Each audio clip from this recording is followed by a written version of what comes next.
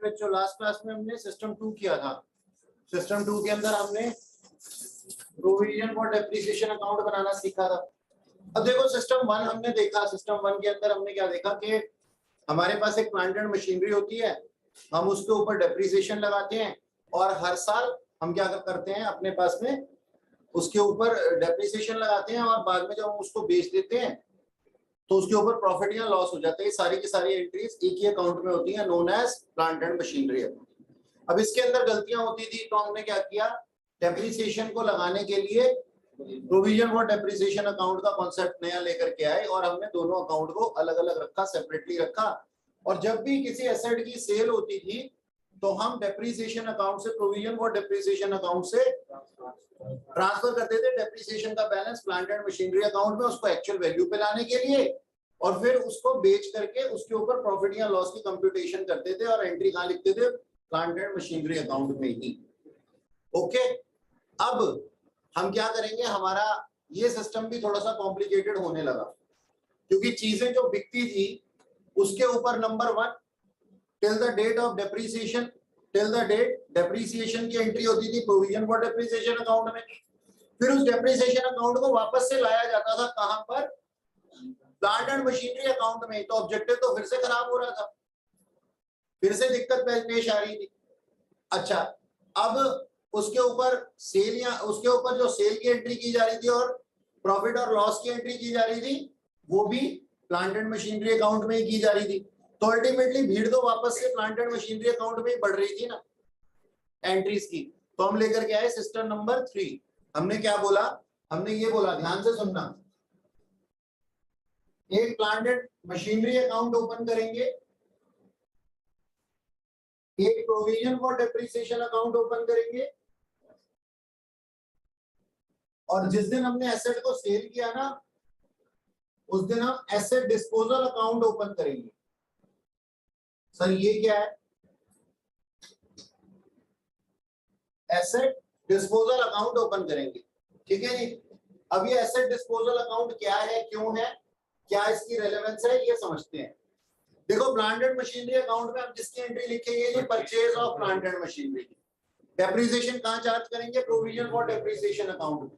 और जिस दिन इसके सेल की डेट आएगी, यानी कि इसको बेचने का दिन आएगा, यानी कि इसके न्याय होने का दिन आएगा, तो इसको हम प्लांट एंड मशीनरी अकाउंट से इसकी वैल्यू को कहां ट्रांसफर करेंगे, एसेट डिस्पोजल अकाउंट में।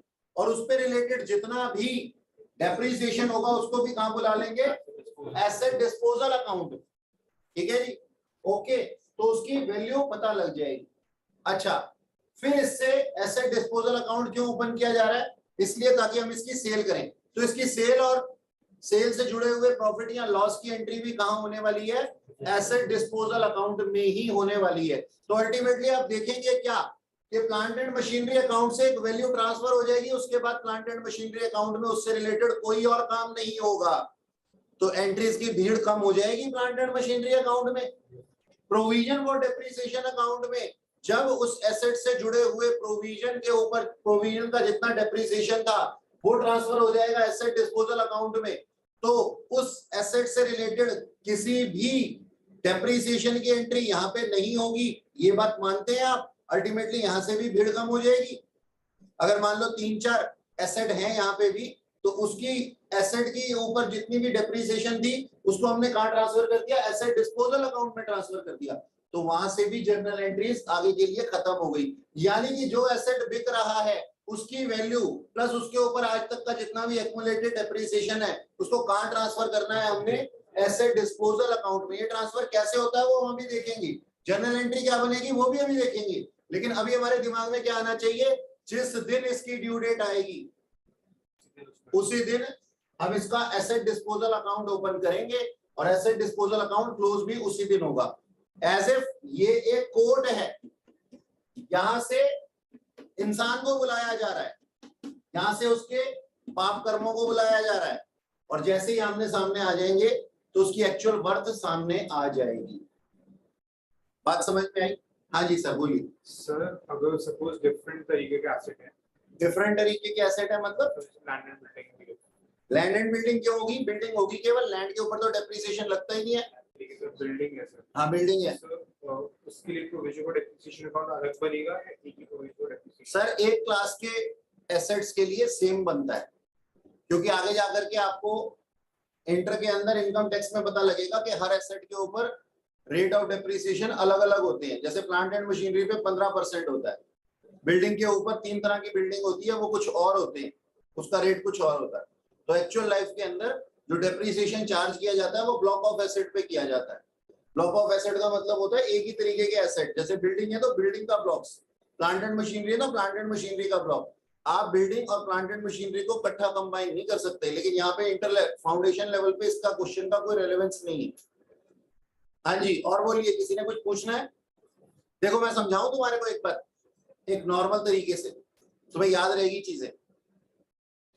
मेरा ना एक होटल था, ठीक है जी, मेरा एक होटल था और वहां पे बनती थी मेरे पास में दाल।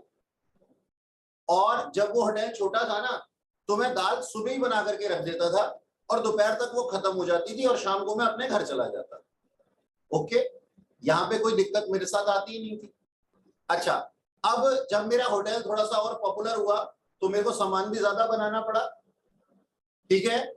और अब मेरे साथ क्या हो रहा था, अब मेरे साथ ये हो रहा था कि मेरी जो बनाई हुई दाल थी ना वो खराब हो जा रही थी, क्योंकि नंबर ऑफ कस्टमर बढ़ चुके थे, टाइम ऑफ कस्टमर बढ़ चुका था।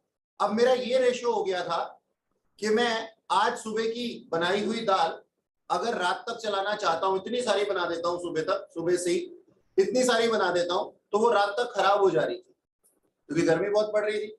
तो किसी बंदे ने मुझे ये बताया, कहता आपको पता है आपकी दाल खराब क्यों हो जाती है? तुम्हें मालूम है वो दाल खराब क्यों हो जाती है जो सुबह बनी हुई होती है और शाम तक नहीं टिक पाती? मालूम है तुम्हारे को क्यों खराब हो जाती है? यहाँ पे लड़कियां भी बैठी हुई हैं। सर ये अकाउंट्स पढ़ाते पढ़ाते दाल कहाँ से बीच में आ गई? मालूम है किसी को कि वो खराब क्यों हो जाती है? सुबह का बना हुआ खाना शाम तक खराब क्यों हो जाता है? मालूम है क्या?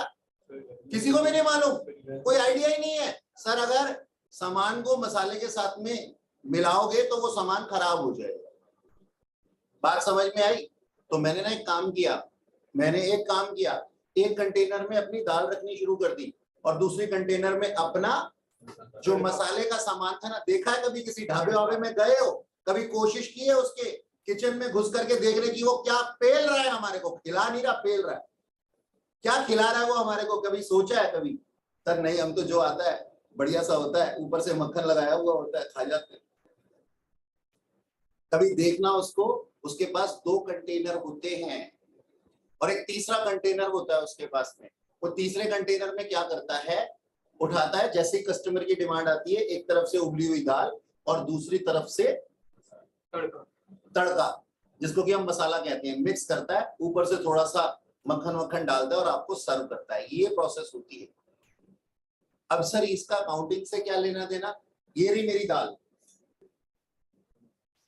ये रहा मेरा मसाला, मैं इन दोनों को कट्ठा मिला रहा था। कब तक? जब तक काम छोटा था। प्लांट एंड मशीनरी अकाउंट में ही डेप्रिसिएशन भी ऐड कर रहा था। क्यों? क्योंकि एक या 2 एसेट थे। अब काम बढ़ चुका है, अब यहाँ पे general entries 10-10 plant and machinery है और 10-10 प्लांट एंड मशीनरी के ऊपर 10-10 टाइप की अगर डेप्रिसिएशन लिखूंगा तो ये पक्का खराब होगा। क्यों खराब होगा? क्योंकि सर मेरा अकाउंटेंट भी तो दिमाग से ही चल रहा है, इंसान ही है। तो यहाँ पे खराबी होने लग रही थी, तो मैंने क्या किया, मैंने कहा ये प्लांट एंड मशीनरी अलग, क्योंकि यहाँ पे 10 प्लांट एंड मशीनरी की वैल्यूज हैं और इसके ऊपर जो डेप्रिसिएशन है वो अलग, क्योंकि यहाँ पे 10 तरह के डेप्रिसिएशन है। काम बढ़ चुका है, प्लांट एंड मशीनरी बढ़ चुकी हैं। समझ में आ रही है मेरी बात? और जिस दिन जिसको बेचना हो तो उस दिन मैं क्या करूंगा, ये दाल यहां से निकाल करके इस थर्ड कंटेनर के अंदर, यानी कि प्लांट एंड मशीनरी की वैल्यू कहां पे? यहां, और इससे रिलेटेड जितना भी मसाला यानी कि डेप्रिसिएशन वो कहां पे? इसी कंटेनर के अंदर, क्योंकि अब केवल हम एक प्लांट एंड मशीनरी की बात कर रहे हैं। तो हमने एक एसेट डिस्पोजल अकाउंट खोल दिया। एसेट डिस्पोजल अकाउंट के अंदर अगर तुम्हारी बैलेंस शीट ही आ जाए ना तो समझ जाना तुमने क्वेश्चन का कांड कर दिया है। क्योंकि एसेट डिस्पोजल अकाउंट के अंदर कोई भी एसेट बिकने के लिए ही आता है, आया और लास्ट में प्रॉफिट या लॉस के साथ में उसकी एंट्री खत्म हो गई। If still there is balance sheet, इसका मतलब something is missing, something is wrong in your computations. समझ में आई मेरी बात? इसकी रेलेवेंस समझ में आ रही है तुम्हारे को? ये थर्ड वो कंटेनर है जो कि आपस में इनको मिलने नहीं दे रहा था और आकर के लास्ट में मिला दिया। पिछली बार हम क्या करते थे सिस्टम 2 में, यहां से डेप्रिसिएशन वहां ट्रांसफर करो। क्यों करो? अरे ऑब्जेक्टिव क्या था इस डेप्रिसिएशन अकाउंट बनाने का, इस प्रोविजन फॉर डेप्रिसिएशन अकाउंट बनाने का प्रोविजन ये था कि हम इसको सेपरेट रखेंगे। सेपरेट आपने चार्ज किया, उसके बाद फिर आकर के इसके अंदर आप मिला रहे हो, तब भी गलतियों के चांसेस हो सकते हैं। तो अब की बार हम वैल्यू को सेकंड सिस्टम की तरह से प्लांट एंड मशीनरी अकाउंट के अंदर नहीं डालेंगे, बल्कि कहां लेकर के आएंगे? एसेट डिस्पोजल अकाउंट के अंदर लेके आएंगे। वहां से देखो दोनों पार्टीज होती है ना, जब जजमेंट का डे होता है उस दिन दोनों पार्टीज होती है ना। पार्टी प्लांट एंड मशीनरी क्या कह रही है? कहती है मैं तो 10 लाख की हूं। क्यों? क्योंकि आज तक डेप्रिसिएशन नहीं लगा ना। क्या अगर इसके अंदर डेप्रिसिएशन ना लगे तो ये ओरिजिनल वैल्यू पे नहीं दिखाई देगी? बोलो, क्या ये अपनी ओरिजिनल वैल्यू पे नहीं दिखाई देगी? तो प्लांट एंड मशीनरी कह रही है मैं 10 लाख रुपए की हूं। हमने कहा अच्छा, तू हमारे सामने 10 लाख रुपए की है, 10 लाख में हम तेरे को सेल नहीं कर सकते, क्योंकि कबाड़ी अंकल को मालूम है कि डेप्रिसिएशन का कॉन्सेप्ट भी कुछ होता है। डेप्रिसिएशन का कॉन्सेप्ट कुछ होता है, इसके चलते हमें पता लगा कि इसमें अगर इसके अंदर डेप्रिसिएशन चार्ज नहीं किया हुआ तो कहीं और किया हुआ होगा। और उस अकाउंट का नाम क्या है? Provision for depreciation account. तो हमने क्या किया? हमने प्लांट एंड मशीनरी जो नई नई दिखाई दे रही थी 10 लाख रुपए की, उसके अगेंस्ट जितना भी डेप्रिसिएशन था उसको भी बुलाया एसेट डिस्पोजल अकाउंट के अंदर। अब एक साइड प्लांट एंड मशीनरी है और दूसरी तरफ उसका डेप्रिसिएशन है। डेबिट और क्रेडिट एक दूसरे के दुश्मन होते हैं, तो आपस में वैल्यूज कट जाएंगी, और वैल्यूज कट जाएंगी तो क्या हो जाएगा सर? एक्चुअल वैल्यू आ जाएगी, और उस वैल्यू के ऊपर हम कंपेयर करेंगे कि हमारा कितने में सामान बिका है, तो हमारे सामने प्रॉफिट या लॉस आ जाएगा। मेरी बात समझ में आ रही है? क्या आप मेरी बात समझने में सक्षम है? आवाज नहीं आ रही मुझे? ओके जी जनाब बोलिए। सर अगर हम सपोज एक डेट पे 2 प्लांट एंड मशीनरी बेच, एक डेट पे 2 प्लांट एंड मशीनरी बेच सकते हैं सर, तो दोनों को ही यहाँ पे लाएंगे, दोनों से रिलेटेड डेप्रिसिएशन यहाँ पे आएगा और दोनों का ही प्रॉफिट और लॉस कंप्यूट किया जाएगा। लेकिन इस अकाउंट के अंदर वही प्लांट एंड मशीनरी आएगी जो उस दिन बिक रही होगी। और सर अगर 2 अलग-अलग डेट पे बेच, 2 अलग-अलग डेट पे बिक रही है तो वो एसेट डिस्पोजल अकाउंट 2 अलग-अलग बनेगी, क्योंकि जिस दिन खुलेगा उसी दिन बंद हो जाएगा। जी जनाब बोलिए, कुछ कहना चाह रहे हैं? चलें आगे फिर। अच्छा तो चलो फिर आओ एक क्वेश्चन लिखते हैं और एक बढ़िया सा क्वेश्चन करते हैं, हमारे को समझ में आएगी चीजें।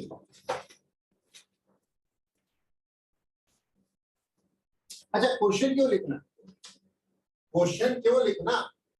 सर हमारे को जनरल एंट्री तो समझाओ, ऐसे कैसे? आपने क्वेश्चन लिखवाने को बोल दिया, क्वेश्चन तो लिखेंगे बाद में, पहले जनरल एंट्री सीखिए। हाँ जी, तो हम यहाँ पे लिखेंगे सिस्टम नंबर 3। सिस्टम नंबर 3 क्या कहता है? Number 1 purchase of asset, purchase of plant and machinery. जी बताएं क्या एंट्री होगी इसकी? Sir plant and machinery account debit to bank account, वही पुरानी घिसी पिटी एंट्री।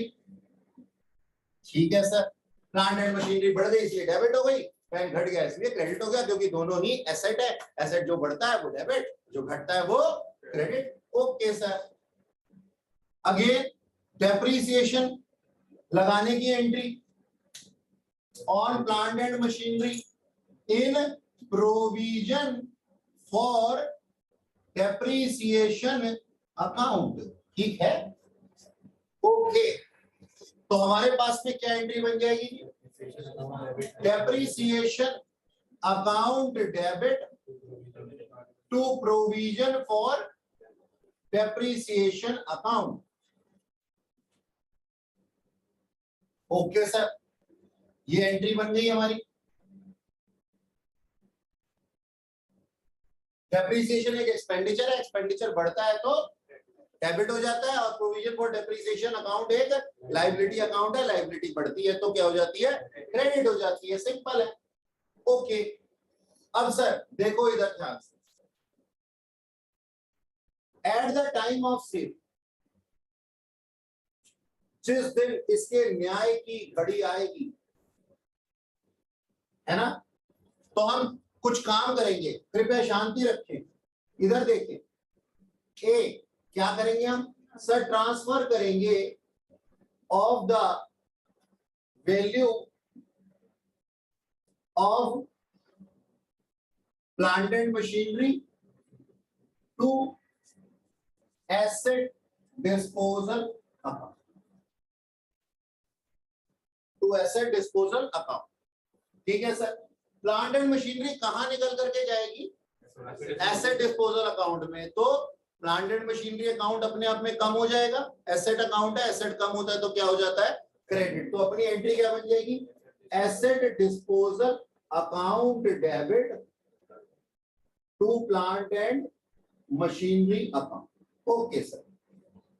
अच्छा, transfer of depreciation till date of sale from provision for depreciation account to asset disposal account। जी जनाब, हम क्या ट्रांसफर करेंगे जी, डेप्रीसिएशन को कहां से, प्रोविजन फॉर डेप्रीसिएशन अकाउंट से कहां पे, एसेट डिस्पोजल अकाउंट में। अब एक बात बताओ, प्रोविजन फॉर डेप्रीसिएशन अकाउंट क्या है सर, एक लायबिलिटी अकाउंट है। लायबिलिटी घटती है तो क्या हो जाएगी, घट जाएगी ना, लायबिलिटी घटेगी तो क्या हो जाएगी जी, डेबिट हो जाएगी। हमारी जनरल एंट्री क्या बन जाएगी, provision for depreciation account debit to asset disposal account, simple. ठीक है जी, ये हमारी दो जनरल एंट्री बन गई।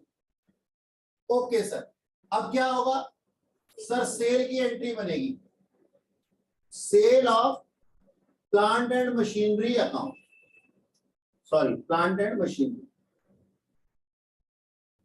ठीक है जी, sale of plant and machinery. जब अपन सेल करते थे तो क्या एंट्री बनती थी, bank account debit to plant and machinery account. लेकिन प्लांट एंड मशीनरी तो खुद किसके घर गई हुई है, एसेट डिस्पोजल अकाउंट की।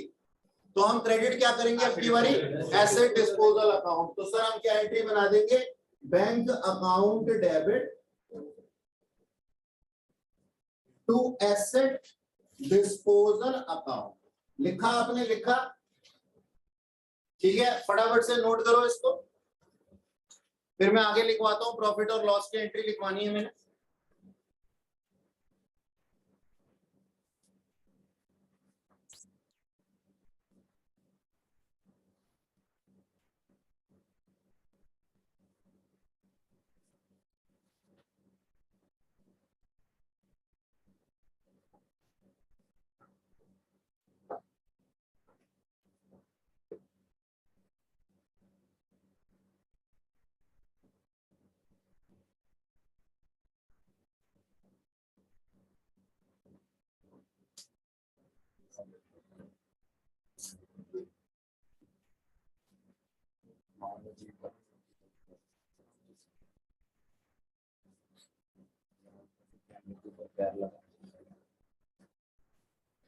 और गंदा लिखने की प्रतियोगिता चल रही है।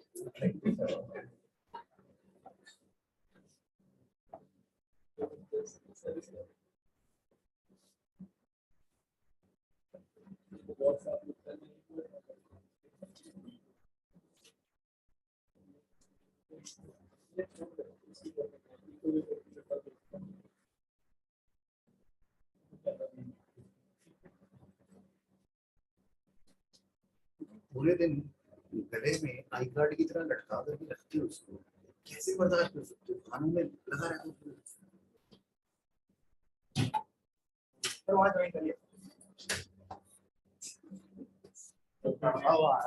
एग्जामिनेशन हॉल में भी ऐसे ही कर लेना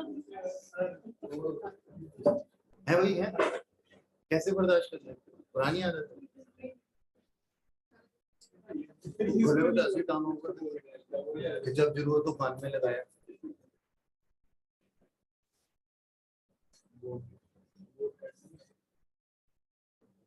बहरे हो जाओगे थोड़े दिन, फिर कान की मशीनें लगा के रिपीट करेंगे।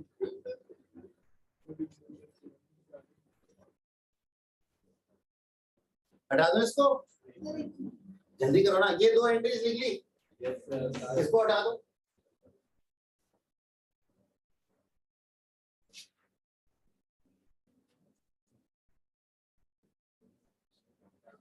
चलो जी, इधर देखो, प्रॉफिट और लॉस ऑन सेल। बातें मत करो।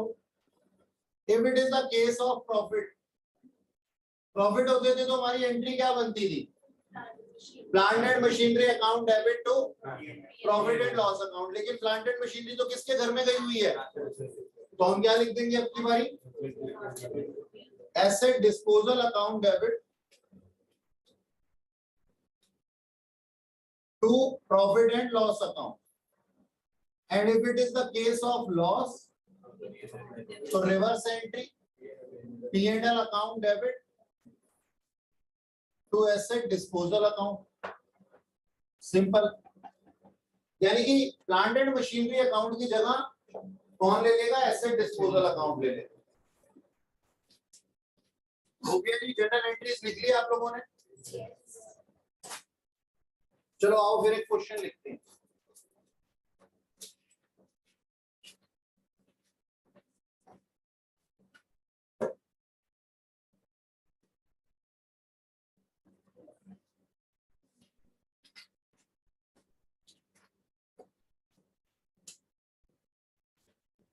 लिखिएगा जी, mister X purchase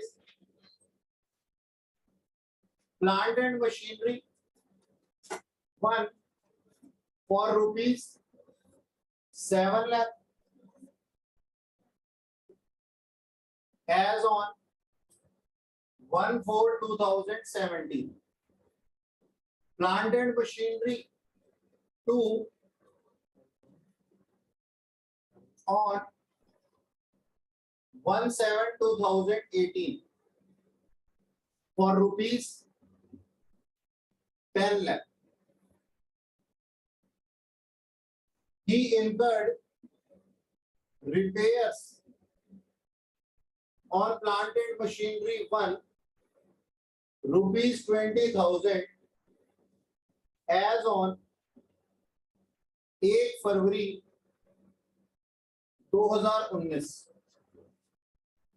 and sold plant and machinery 1 for rupees 1,50,000 as on 1 जून 2019. Maintain plant and machinery account, provision for depreciation account and asset disposal account. यानी कि हमें क्वेश्चन करना है सिस्टम 3 से, rate of depreciation 10% WDV, 10% WDV as on 31st March every year. ठीक है जी?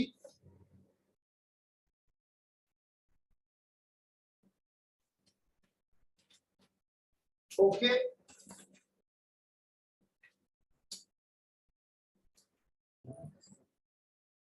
जी देखिएगा, कब खरीदा था हमने फर्स्ट प्लांट एंड मशीनरी को? 1 जुलाई 2017, 1 अप्रैल 2017। मैंने यहाँ लिखा 1 अप्रैल 2017। एक सेकेंड।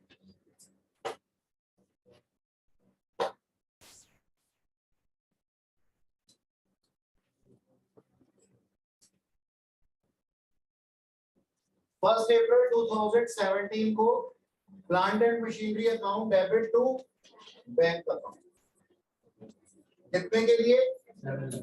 7 लाख रुपीज। ठीक है जी। डेप्रिसिएशन लगा इस प्लांट एंड मशीनरी पे। Plant and machinery oh sorry, depreciation account debit to provision for depreciation account. तो मैंने यहाँ पे 31 मार्च 2018 को लिख दिया bye depreciation account.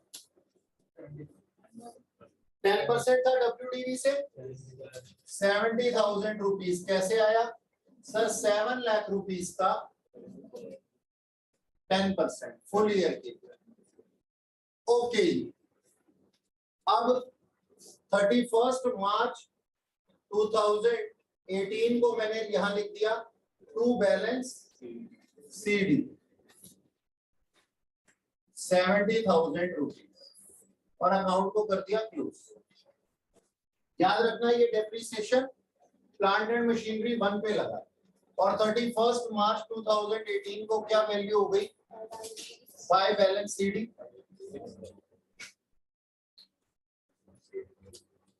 7 lakh rupees plant and machinery. यहां तक कोई दिक्कत नहीं। अच्छा जी, फिर 1/4/2018 को मैंने एंट्री बना दी to balance BD rupees 7 lakh. ठीक है सर। अब एक और प्लांट एंड मशीनरी परचेज की गई है। कब परचेज की गई है?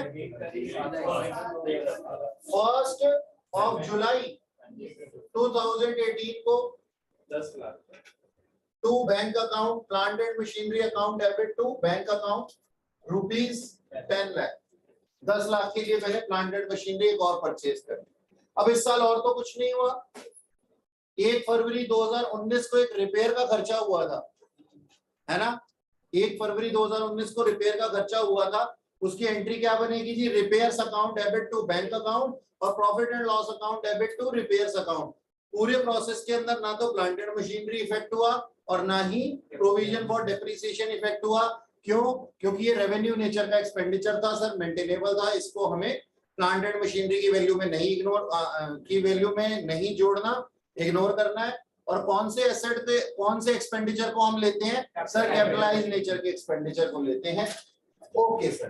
तो अब इसके ऊपर 1/4/2019 को था बाय बैलेंस BD 70,000 रुपीज और यहाँ पे बाय डेप्रिसिएशन अकाउंट 31 मार्च ये 18 है मेरा 2019 को डेप्रिसिएशन लगेगा WDV पे। प्लांट एंड मशीनरी 1 की वैल्यू कितनी है सर? 7 लाख माइनस 70,000 6,30,000, क्योंकि WDV पे लग रहा है ना का 10% 63,000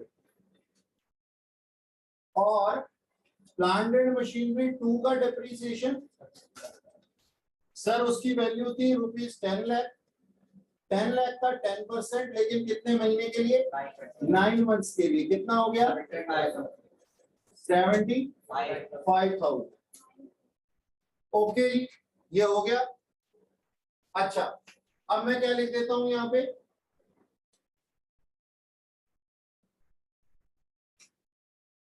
इकतीस मार्च 2019 को टू बैलेंस CD। अब इधर ध्यान दीजिएगा, प्लांट एंड मशीनरी 1 पे आज तक का डेप्रिसिएशन कितना लग चुका है सर? लास्ट ईयर का 70,000 और प्लस इस साल का 63,000, टोटल मिला के कितना हो गया? 1,33,000। मेरे हिसाब से कोई दिक्कत नहीं होनी चाहिए। अच्छा जी, और प्लांट एंड मशीनरी 2 पे सर 75,000 जो अभी हमने निकाला, अलग अलग करके दिखाए और ये इस साल का काम खत्म। हाँ जी, ठीक है ना? एसेट बिक कब रहा है? 1 जून को, 1 जून 2019 में। ठीक है, 31 मार्च 2019 तक का काम हमने खत्म कर दिया। 31 मार्च 2019 को बाय बैलेंस CD कितनी लिख दूंगा यहाँ पे? बोलिए। प्लांट एंड मशीनरी 1 और plant and machinery 2 plant and machinery 1 की वैल्यू 7 लाख और ये 10 लाख और ये अकाउंट क्लोज। ठीक है जी, यहां तक कोई दिक्कत नहीं। अच्छा, अब 1/4/2019 को हमारा बैलेंस चल रहा था टू बैलेंस बीडी 17 लाख और यहाँ पे 1/4/2019 को बाय बैलेंस बीडी दोनों को ऐड करके कितना आ जाएगा?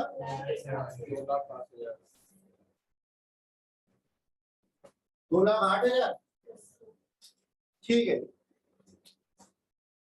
अब एक बात बताओ, एक एसेट प्लांट एंड मशीनरी 1 को मैं बेच रहा हूं, कब बेच रहा हूं? 1 जून को। तो depreciation for the part of the year 2 महीने का लगेगा, अप्रैल का और मई का, ठीक है ना? तो मैंने 1 जून 2019 को क्या एंट्री बनाई? Bye depreciation account. ठीक है, कौन सी प्लांट एंड मशीनरी पे? 1 पे। इधर देखिएगा, ध्यान दीजिए, फिर बाद में कंफ्यूज हो जाएंगे। ध्यान दीजिए, WDV से डेप्रिसिएशन लगाना है। WDV कितनी होगी उसकी? सर 7 लाख की हमने परचेज की थी, आज तक का डेप्रिसिएशन कितना लग चुका है? 1,33,000। तो इसकी वैल्यू कितनी आ जाती है? 567,000 का 10% का 2/12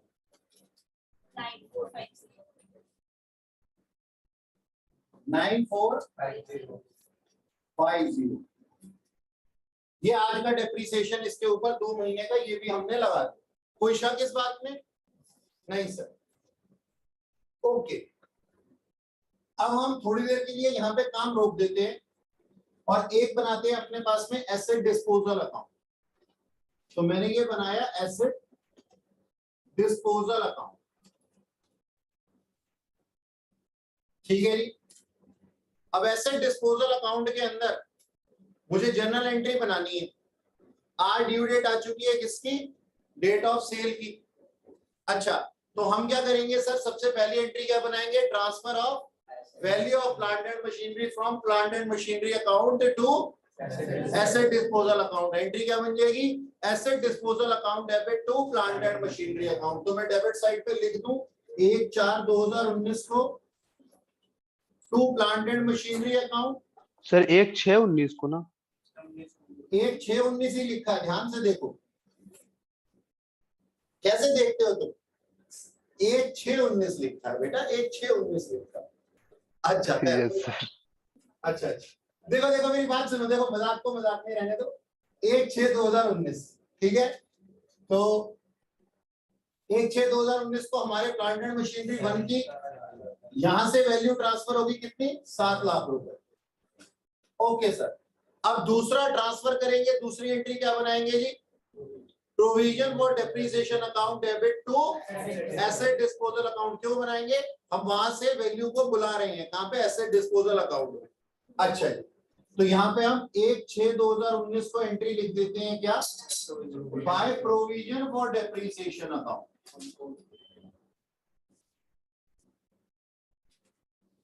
अब इधर ध्यान देना जरा, फर्स्ट ईयर की वैल्यू कितनी थी सर? 70,000।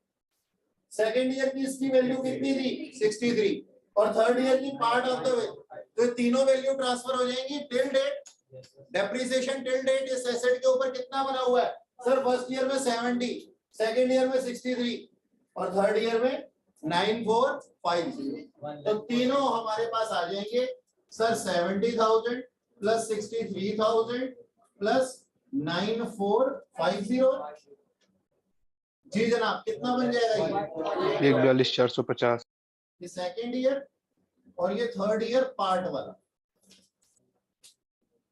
1,40,450 रुपीज। ठीक है सर। अच्छा जी, अब सोच करके देखो, इधर देखो, 7 लाख की प्लांट एंड मशीनरी है, 1,42,450 रुपए का आज तक डेप्रिसिएशन लग चुका है। माइनस करना कितना हो गया? 407,751। ये आपने मुझे बताया 4। मैंने लॉस नहीं पूछा, मैंने वैल्यू पूछी है। 5 6 7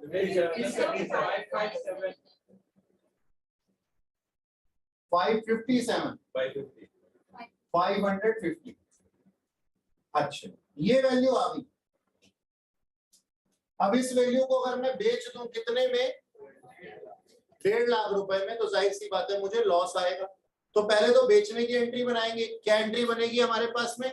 bank account debit to asset disposal account. तो मैंने 1 जून 2019 में क्या लिख दिया? By bank account. कितना? 1,50,000। ठीक है सर। अब इसके बाद लॉस की एंट्री लिखेंगे। लॉस की एंट्री लिखेंगे। लॉस कैसे आ जाएगा? This value minus this value minus this value. ठीक है जी। अगर यहाँ पे आ जाता है लॉस, इधर आ जाता है तो प्रॉफिट। तो हम क्या कहेंगे जी? हमारी एंट्री क्या बनेगी जी लॉस के केस में? Profit and loss account debit to asset disposal account 1/6/2019 by profit and loss account. कितना आ गया? 550। हाँ जी, एसेट डिस्पोजल अकाउंट समझ में आया आप लोगों को? Yes sir. यही आपने यही किया था।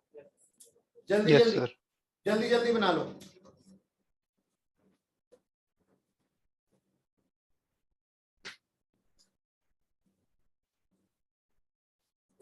हटा दो एसेट डिस्पोजल अकाउंट को। सर हाँ जी सर। जो आप एक कैलकुलेशन दिखाते हो जी जनाब। कौन सी? जैसे डेप्रिसिएशन 70,000 निकालने वाली कैलकुलेशन, हाँ, क्या समझाने के लिए लिख रहे हो या हमें भी लिखनी है? आपको भी लिखनी है, आपको भी समझाना है उसको। हटा दो। अच्छा, ये एसेट डिस्पोजल अकाउंट गया।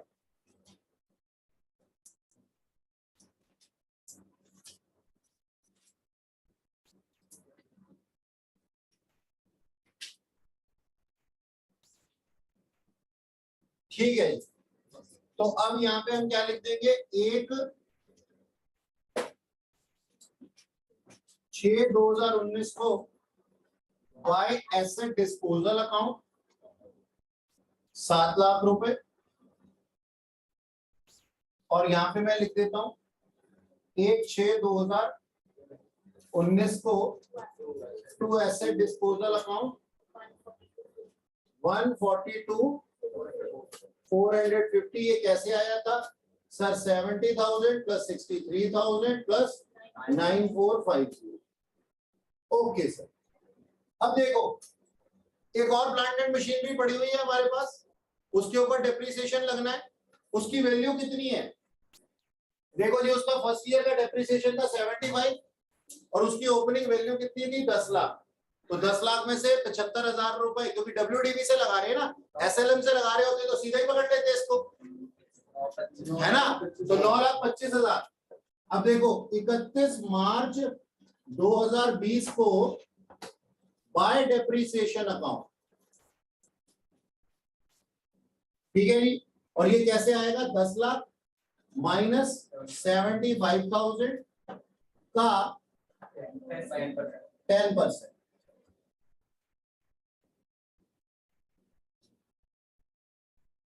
ये कितना हो जाएगा?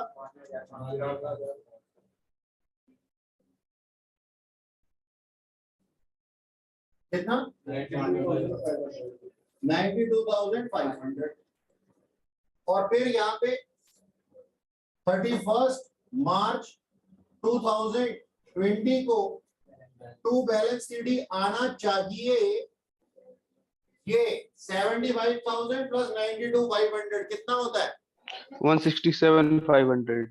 1,67,500 अगर आपका आया है बैलेंसिंग फिगर तो आपने क्वेश्चन सही किया है, otherwise there is some mistake. क्योंकि हमारे पास वही वैल्यू बच जाएगी ना जी, जो रिमेनिंग प्लांट एंड मशीनरी की होगी उसके ऊपर जो डेप्रिसिएशन का वैल्यू होगी वही तो बच जाएगी इस अकाउंट में। और यहाँ पे क्या बच जाएगा, बाय बैलेंस सीडी जो हमारे रिमेनिंग प्लांट एंड मशीनरी की ओपनिंग वैल्यू होगी दैट इज ₹10 लाख। 31 मार्च 2020 और ये अकाउंट दोनों क्लोज हो गया।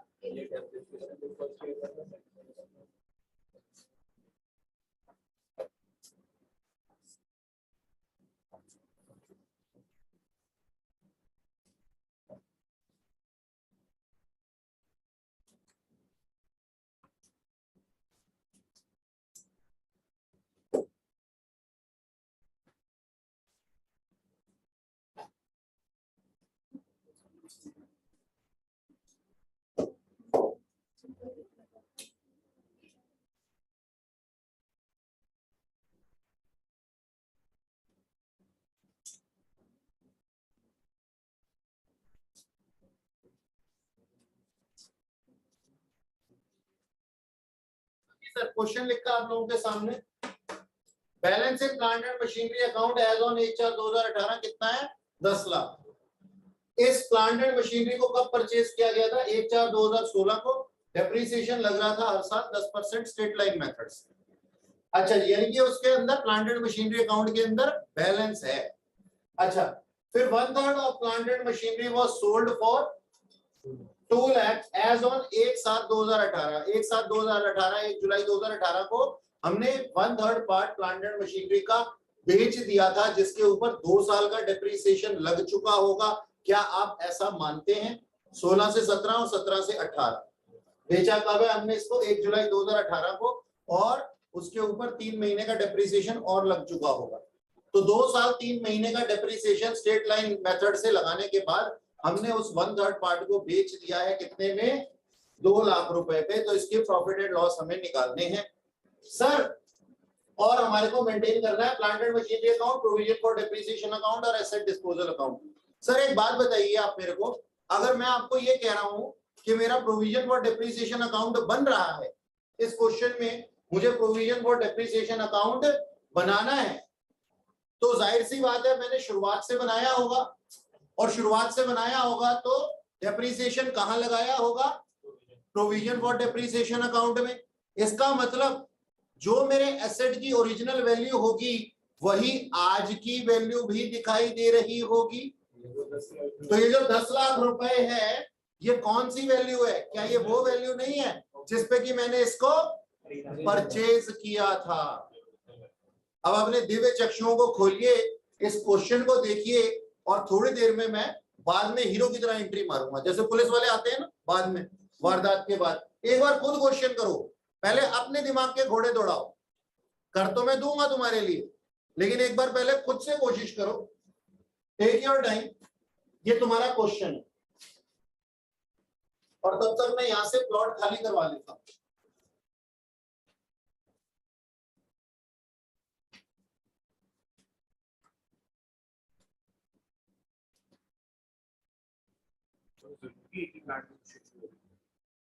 हाँ जी सर, जरूरी है एक ही प्लांट एंड मशीनरी हो, जरूरी है कि प्लांट एंड मशीनरी हो, मतलब एक ही प्लांट एंड मशीनरी। हाँ, क्योंकि यहाँ पे मैंने पार्ट लिखा है ना, तो बैलेंस में 10 लाख। तो जब मैं डिक्लेयर कर रहा हूँ इस चीज को, बैलेंस है प्लांट एंड मशीनरी, अगर क्वेश्चन में नहीं दिया हुआ कि 2 हैं तो आप उसको एक ही तो मानेंगे, अगर 2 होंगी तो 2 बताएगा।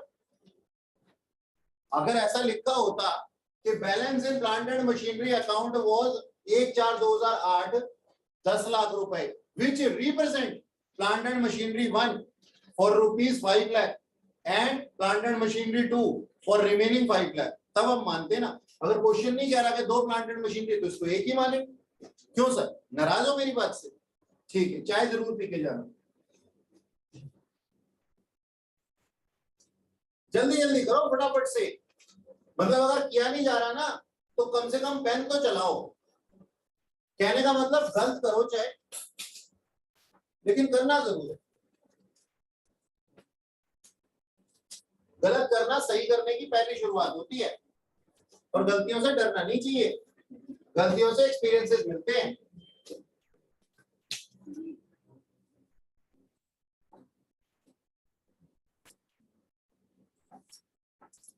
क्या हंस रहे हो तुम पीछे? कुछ ना कुछ जो भी कर रहे होगे, कुछ कमेंट कर रहे होगे मेरे ऊपर, है ना। अब जो हमने किया उससे अलग तुम क्या कर लोगे? तुम भी वही करते हो, तो हम क्या करते थे?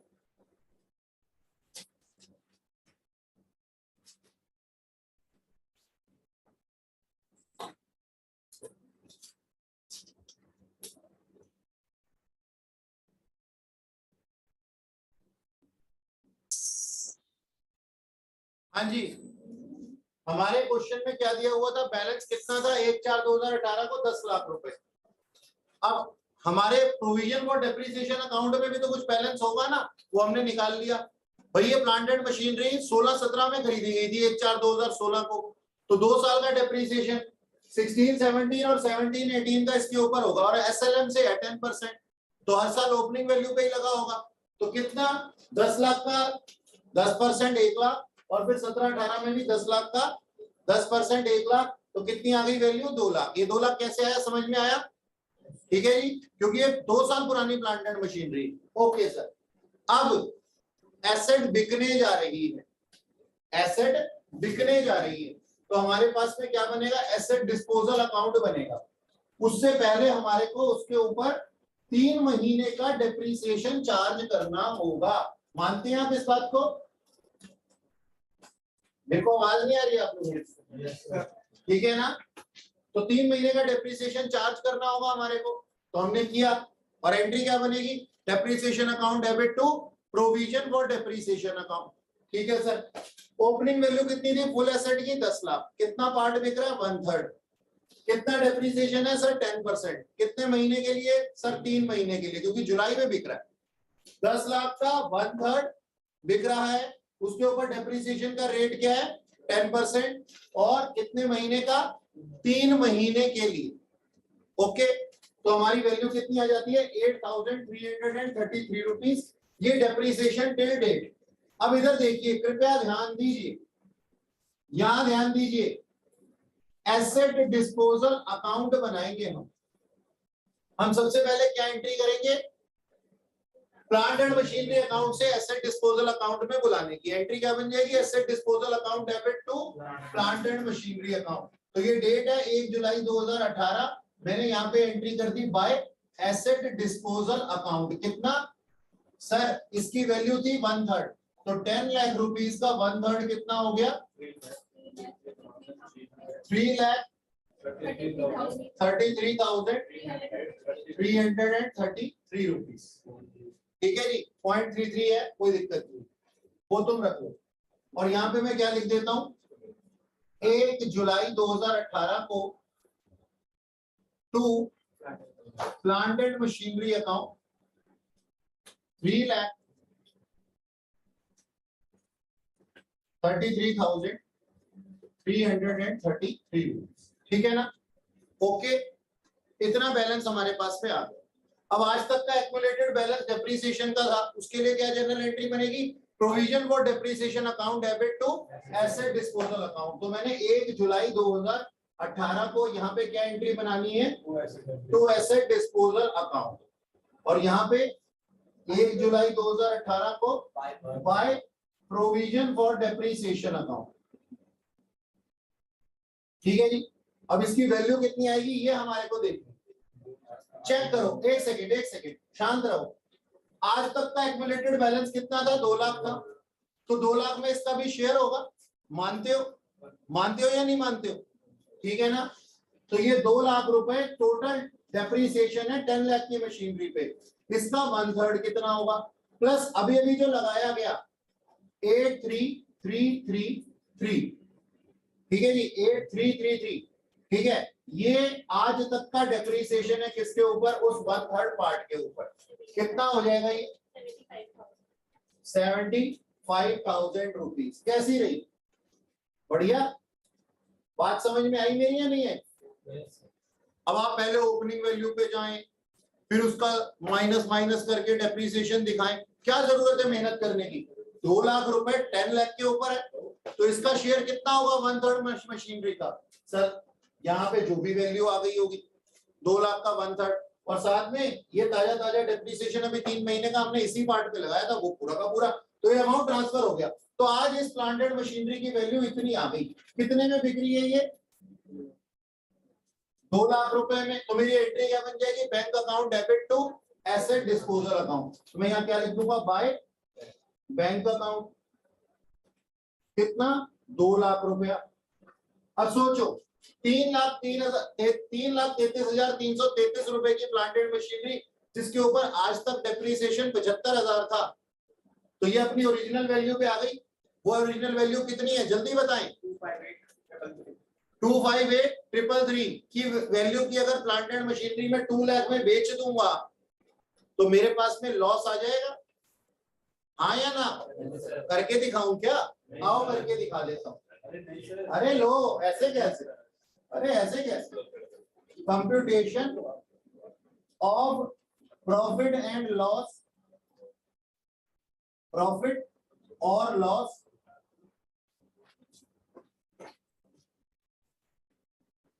On sale.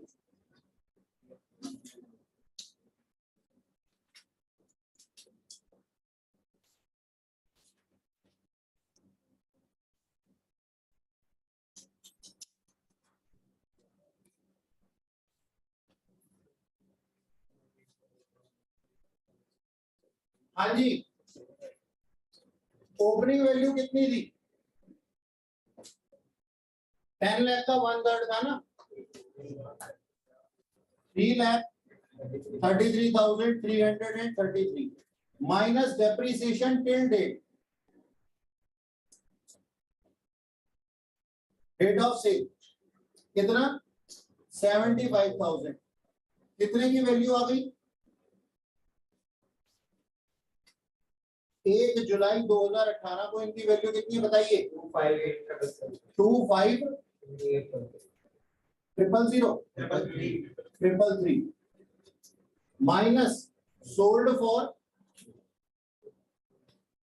2 लाख, तो सर लॉस कितना आ गया 58,333। बोलो जी, कोई दिक्कत?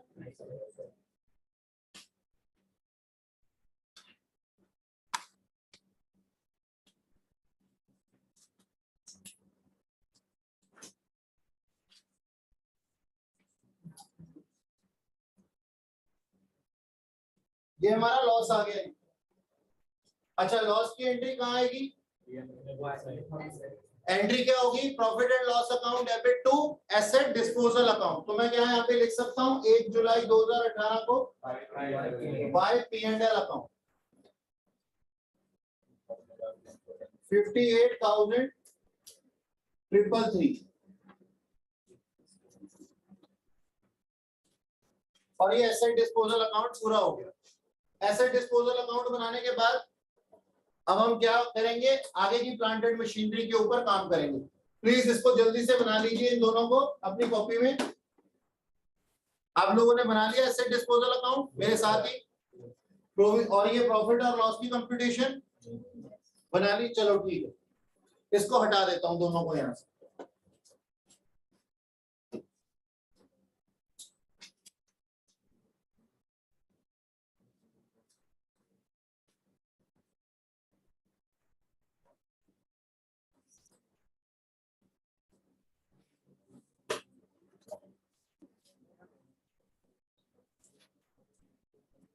अच्छा जी, अब 31 मार्च आएगी। इधर देखिए, क्वेश्चन खत्म नहीं हुआ, पिक्चर अभी बाकी है। 31 मार्च 2019 को डेप्रिसिएशन लगेगा रिमेनिंग पार्ट पे 2/3 पे। तो हमारी एंट्री क्या होगी, depreciation account debit to provision for depreciation account.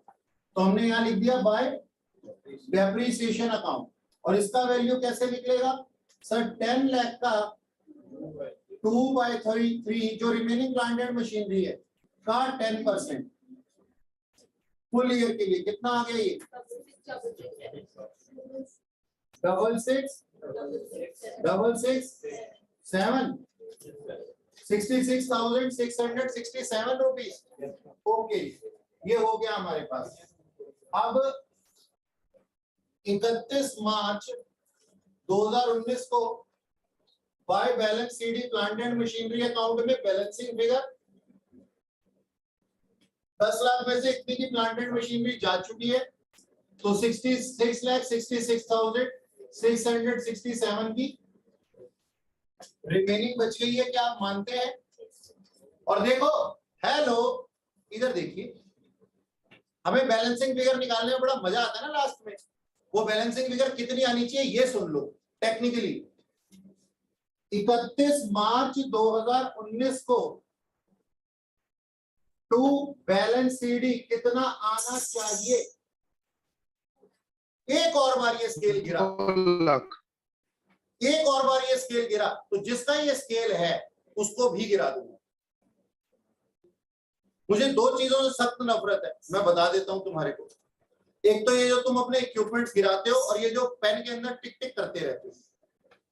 सच बता रहा हूं मैं, मेरे इससे बढ़िया ढोल बजा लो, कम से कम लगेगा तो सही ना कुछ संगीत बज रहा है। ना लायक तंग करते हैं मुझे। इधर सुनो, तो क्या मैं कह रहा था, टेक्निकली कितना बचना चाहिए? जो जा चुका है उसकी वैल्यू भी जा चुकी है डेप्रिसिएशन में से। हाँ सर, अच्छा, बचना कितना चाहिए? ये 2 लाख में से 2/3 मानते हो? और ये वाला वैल्यू ये बचना चाहिए। अगर ये नहीं बचे हैं ना, और कुछ और आ रहा है आपका आंसर, तो क्वेश्चन में आपने कांड कर दिया। टेक्निकली सोचो, जो जा चुका है उससे रिलेटेड डेप्रिसिएशन भी जा चुका है, जो पार्ट जा चुका है उससे रिलेटेड डेप्रिसिएशन भी जा चुका है। तो बचे हुए पार्ट के ऊपर आज तक का एक्युमुलेटेड बैलेंस और आज जो डेप्रिसिएशन लगाया वही होना चाहिए ना इस घर में, इस अकाउंट के घर में। तो वो कितना होना चाहिए सर? वो होना चाहिए 2 लाख रुपए का 2/3 और प्लस ये वैल्यू 66,667। क्या 2 lakh? Yes sir. Balancing figure sir एक बार चेक कर लेते हैं। देखो, आना तो यही चाहिए, 2 लाख का 2/3 और साथ ही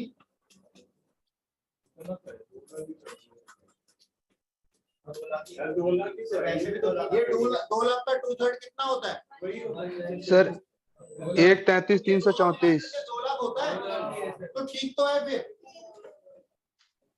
मुझे लगा तुम कह रहे हो भाई 2 लाख आ, मुझे समझ नहीं आई तुम्हारी बात।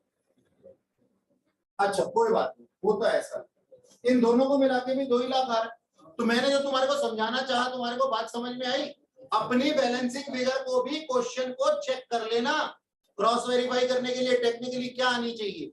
जो बचा हुआ है उसी के ऊपर डेप्रिसिएशन जो आज तक बच रह गया वही आना चाहिए। ठीक है जी, हो गया ये आप लोगों का? वर्किंग नोट भी बना लिया हमने।